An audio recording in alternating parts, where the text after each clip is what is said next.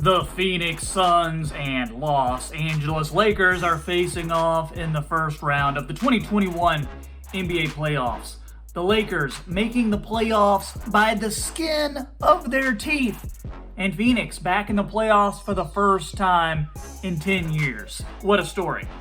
Can the Lakers prove the haters wrong and get their second straight championship? And can CP3, Chris Paul, finally lead a team deep into the postseason? In today's video, I'm previewing the series and giving you my prediction of who will win it. Suns and Lakers, Lakers and Suns, cacti and Gila monsters versus mocha lattes and sitting in traffic for 2 hours on your way to work. So many storylines to this series. I'm talking all about it in today's video. What can we expect from this number 2 seed versus number 7 seed matchup? First though, how's it going everybody? This is Troy of the Half Court Report YouTube channel, back with another playoff preview and prediction video. You may have seen that I've done some others on the channel. Make sure you check those out if you haven't already. And I would love if you drop a like on this video. Would love if you subscribe to the channel. New videos coming out all the time, and I am previewing every playoff matchup all the way through the NBA Finals. Okay, let's talk about Lakers and Suns. And the Suns, they're in a tough spot, let me tell you, because having to face the Lakers in the first round as a number 2 seed, that should be illegal. That is not fair, I gotta say.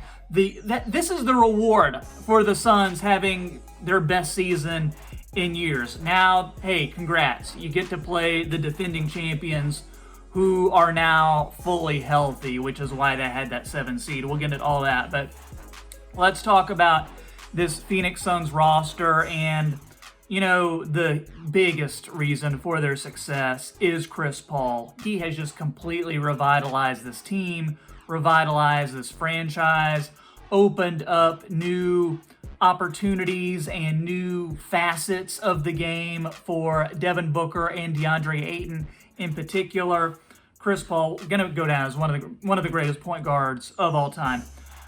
Devin Booker going down as one of the probably top shooting guards, you know, in the NBA right now anyway. I don't know about all time, but definitely in the NBA.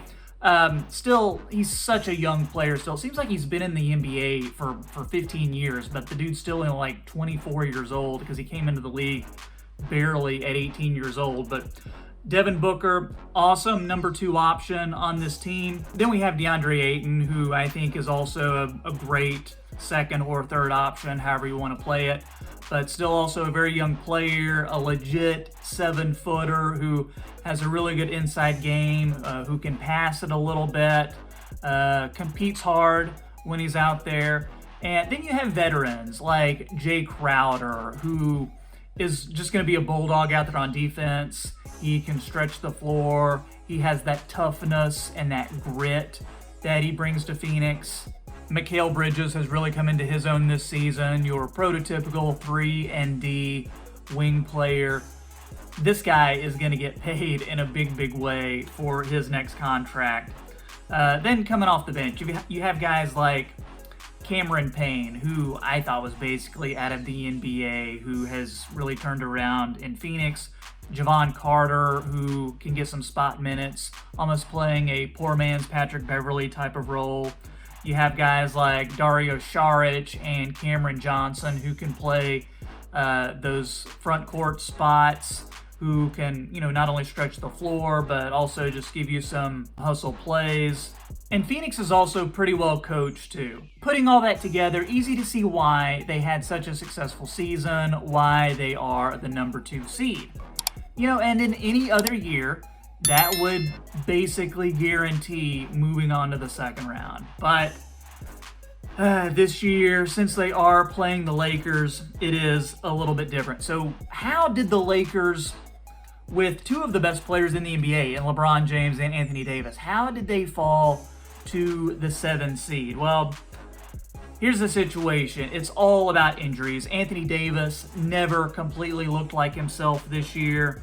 He's been limited to just over 30 games, so less than half the season.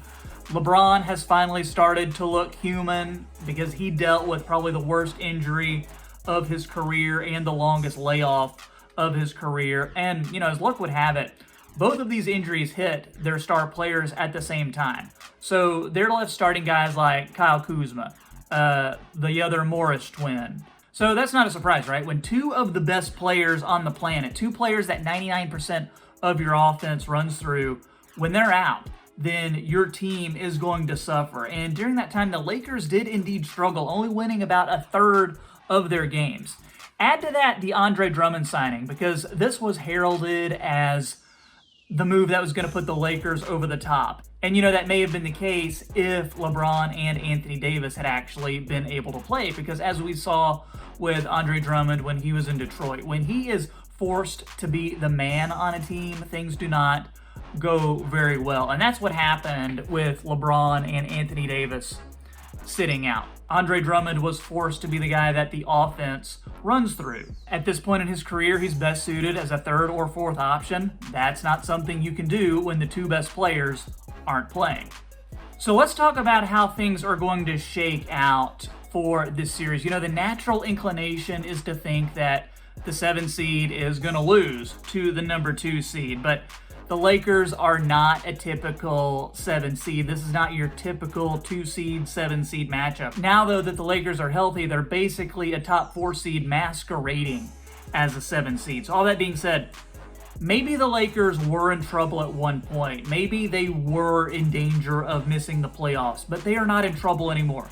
Anthony Davis is back. He is back to playing like his old self. LeBron, he is back, and he is healthy once again. The Lakers are just waiting to strike, and they are going to be fine once this series with Phoenix starts up. And I do expect them not only to steamroll through Phoenix, but also through the next couple of rounds too, really independent of who they end up facing. The injuries are healing up. Their chemistry is much better.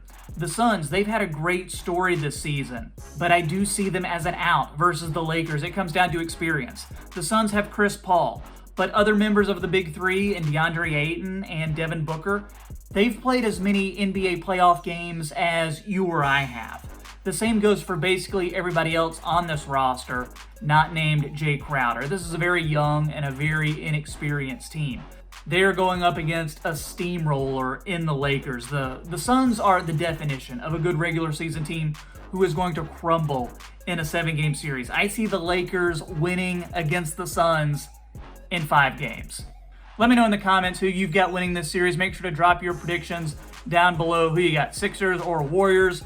Also, check out the other prediction and preview videos that I have posted on this channel. If you enjoyed today's content, make sure you drop a like on it. Would love if you do that. It really helps in supporting the channel.